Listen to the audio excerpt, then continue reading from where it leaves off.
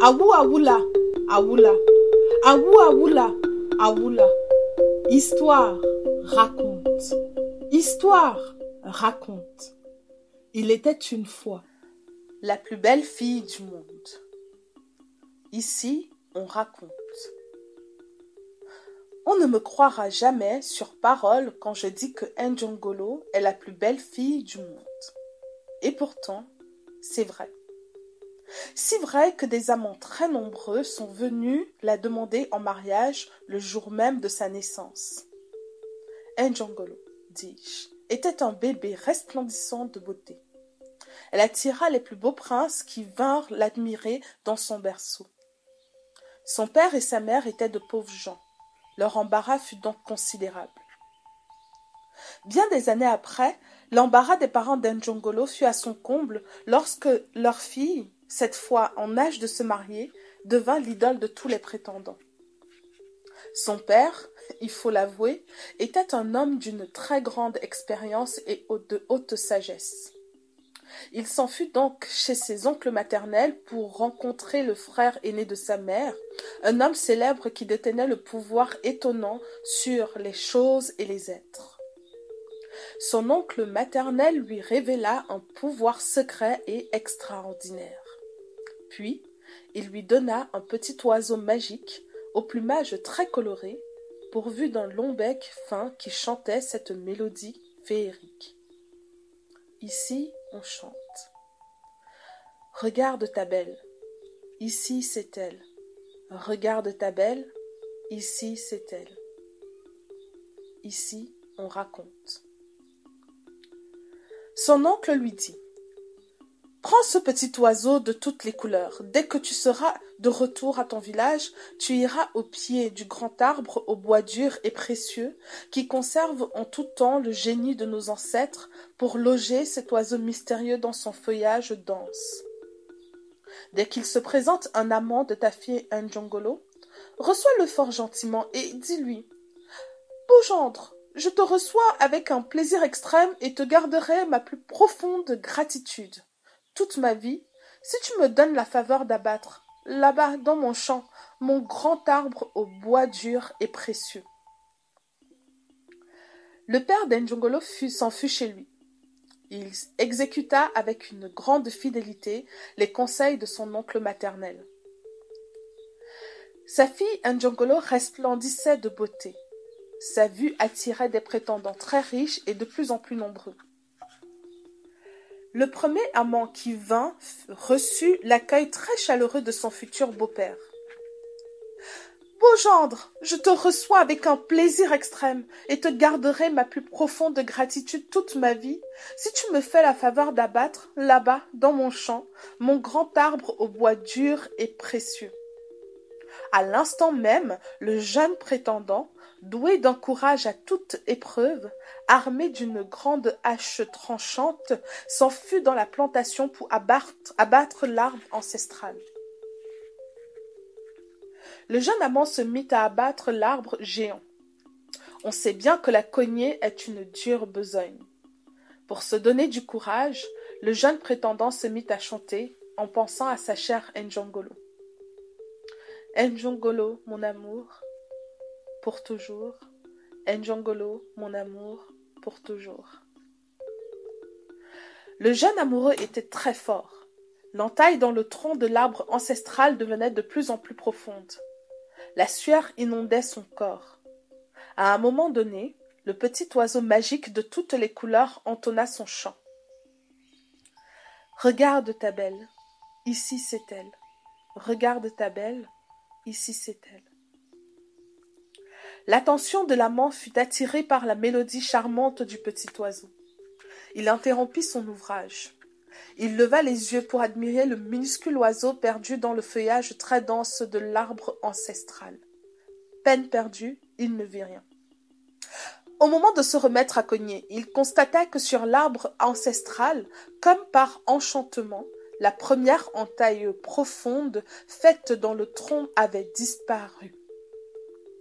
L'amant regarda avec surprise l'effacement soudain de la grande coupure. Il se remit à l'œuvre. Vlan, vlan, vlan.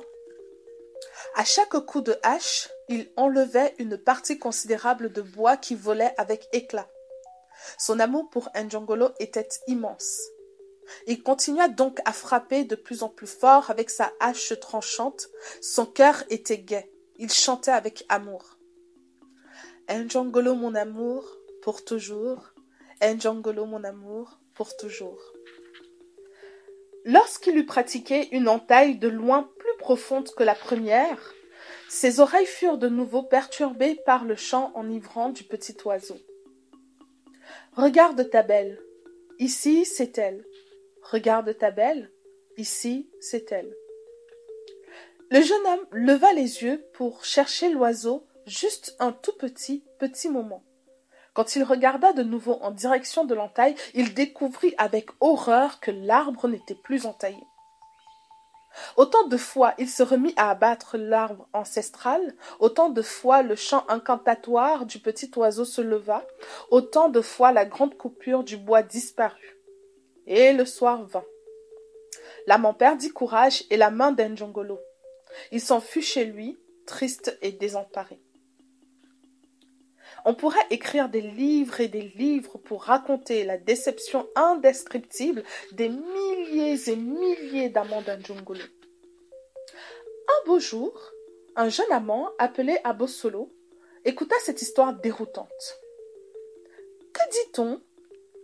On dit qu'Njongolo est la plus belle fille du monde et que nul ne l'épousera jamais. Quand il fit nuit, Abosolo alla rencontrer Odimese Solo, l'âme de la sagesse qui n'ignore rien des secrets et mystères du royaume des vivants et du royaume des morts. Quand tu iras demander la main de la ravissante Njongolo, lui dit Odimese Solo, son père sera ravi de te recevoir avec grâce et honneur, et te dira « Beau gendre, je te reçois avec un plaisir extrême et te garderai ma plus profonde gratitude toute ma vie si tu me fais la faveur d'abattre, là-bas, dans mon champ, mon grand arbre au bois dur et précieux. Fais attention, car le père d'Njongolo possède un petit oiseau. C'est un sortilège. Le chant de cet oiseau possède un pouvoir magique. Ainsi, quand tu abattras cet arbre et que ce petit oiseau magique fera entendre son chant incantatoire, continue donc à cogner et ne lève jamais la tête pour voir d'où vient ce chant ensorceleur, car si tu lèves les yeux, l'entraille se refermera. Sitôt dit, sitôt fait. Le jeune amant Abosolo se mit à l'ouvrage. Il cognait et cognait encore. L'entaille s'ouvrait et grandissait. Le petit oiseau de toutes les couleurs se mit à chanter. Regarde ta belle, ici c'est elle. Regarde ta belle, ici c'est elle. Abosolo écoutait ce chant magique et ne levait point la tête. Il n'avait qu'un souci, et un seul, faire tomber l'arbre au bois dur et précieux. L'entaille dans l'arbre devenait de plus en plus large et profonde. Le petit oiseau devint perplexe et reprit son chant ensorceleur. Regarde ta belle, ici c'est elle. Regarde ta belle, ici c'est elle. Abosolo était un travailleur vaillant. La hache tranchante à la main, il coupait, cognait et abattait l'arbre géant. Les écorces volaient. Vlan, vlan et vlan, vlan, vlan et vlan. L'oiseau de toutes les couleurs était tracassé. Il ne tenait plus en place. Il trépignait en sifflant son chant charmeur. « Regarde ta belle, ici c'est elle. Regarde ta belle, ici c'est elle. » Abosolo était résolu. Une seule ambition comblait son cœur, épouser Njongolo et l'aimer toute sa vie. Et vlan, vlan et vlan. Il coupait et recoupait encore le bois dur. Le petit oiseau était angoissé. Il était dans tous ses états. « Regarde ta belle, ici c'est elle. Regarde ta belle, ici c'est elle. » Abosolo était fougueux. C'était un preux. Sans relâche, il poursuivit son labeur. L'arbre géant craquait, penchait et tenait ses fortes branches vers le sol. Abosolo entendit l'arbre gronder comme le tonnerre au moment où il s'abattit sur la terre, qui se mit à vibrer de toutes parts. Plus de chants de petits oiseaux de toutes les couleurs. Mais il y eut une mélodie triomphale. Ce fut le chant de l'amour d'Abosolo à sa bien-aimée Njongolo. Njongolo, mon amour, pour toujours. Njongolo, mon amour, pour toujours.